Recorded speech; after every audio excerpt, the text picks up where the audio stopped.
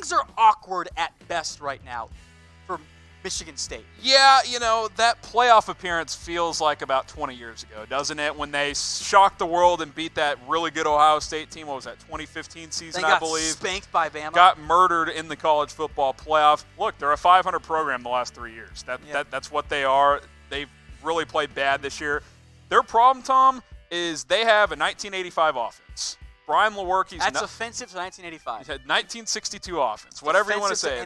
They can't complete the forward pass. Brian Lewerke was good 2 years ago. He has regressed major since then, and the defense isn't what it was. It's good, but it's not dominant like it was in vintage Mark Dantonio years. The question is, what does his future look like? It's a little bit dicey. Look, they're not going to fire Mark Dantonio. No.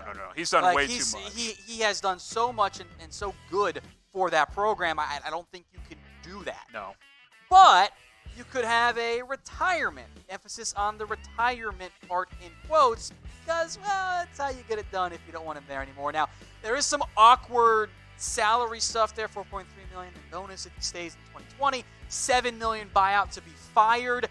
If he does retire, there's a guaranteed 1 year, $1 million deal to hang around. The department is like, the advisor type the role. The Urban Meyer job. Maybe what you end up doing there is you work out a deal of, hey, Mark, why don't you call it a career, and we'll, give you an extra little bonus on. Come work in a front office role, right? Somewhere in a little bit less than 7, but not quite that high. Kind of what Mac Brown did for Texas, yeah. And then before he ended up, getting back into coaching. Obviously, he is a great ambassador for Michigan State. He is. No one's going to take that away from him. He took them to new highs, but it's time for a change. They need a youth movement up there at Michigan State. And Dantonio, I think his future is very much in doubt. So let's run you through some possible replacements then for Mark Dantonio. Remember, Michigan State kind of has some money issues with their lawsuits going on right now.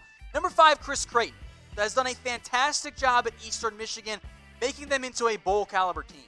That's a lot for Eastern Michigan. Yeah, and this is a secondary option, obviously, fallback for Michigan State. But it wouldn't be the worst because, regional ties, obviously. Like you said, Eastern Michigan's football program was non-existent before he got there. I remember they beat Purdue last year in a big upset win, and Purdue ended up beating Ohio State later in the year. So he's done a great job up at Eastern Michigan. He's certainly a worthy candidate, would probably get a call if Dantonio moved on. A different name, but one that I like here quite a bit, Jeff Monken, who's right now over at Army, has done a really good job with that program.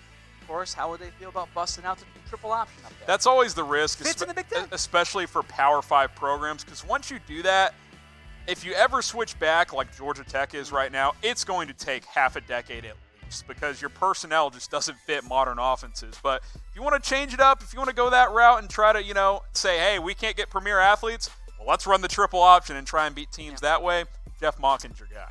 This one would probably be number 1 on the ideal list, but I don't consider all that likely. PJ Fleck, because isn't it kind of a lateral move right now? Oh, take that aside. The buyout situation's tricky with his new contract. I think if he leaves after this year, he owes Minnesota $10 million or something like that. That's a lot of money. Don't think that's going to happen. And if you're Fleck, Tanner Morgan's a sophomore quarterback. A lot of this team is coming back. You want to leave for a disgruntled Michigan State program right now? And you've taken Minnesota to their highest of highs they've had in decades. And quite frankly, he's going to have better options, I think. All right, so let's get to the top 2 then. Pat Narduzzi at Pitt, former Michigan State coach. Yep. What do you make of him here?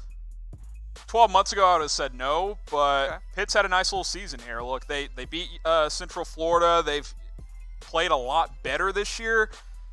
Back-to-back 7+ wins years. I don't love this one, but I do think the Pitt job got a lot harder when they moved to the ACC, just from recruiting and regional basis. Basketball as well. It's been a mess for their basketball program. I wouldn't hate this. I would rather go the offensive route, though, if I'm Michigan State, because, and I know, we talked about this in the office, Michigan State, historically, they're run the ball and play defense. You got to score points, man, and they don't score points. I would look to an offensive coach if I was Michigan State. Well, number 1 is not an offensive coach. It's a guy with a defensive background, but the last time Michigan State hired a head coach, they went to the University of Cincinnati. And it turned out really, really well, and it happens that Luke Fickell right now is a coach on the rise down there. And if he can find the right OC, I'm all in for it, because Fickell's done a great job at Cincinnati. He's regionally tied. He knows the recruiting there extremely well.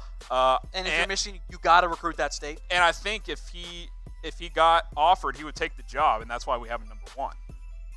All right, so folks, let us know in the comment section, will Mark Dantonio be the head coach of Michigan State in the 2020 season? Type Y for yes, type N for no. Let us know what you guys think in the comments. You going yes or no here? I'm going to reluctantly say yes. I think they do like a retirement type of tour year. The Dwayne next Wade. Year. Yes. Okay. I think he'll coach one more season. I'm going to go with no. I think there will be enough pressure from the athletic department to say, hey, why don't you just step aside? We'll go get somebody else there.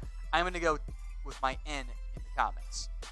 Reminder, folks, we will be live again next Tuesday with the latest college football playoff rankings. I'm sure we'll have some change this time around, so make sure you've got notifications turned on, and we'll see you guys for those latest rankings. Maybe Alabama will slide, or maybe there can be a new team inside the top 4.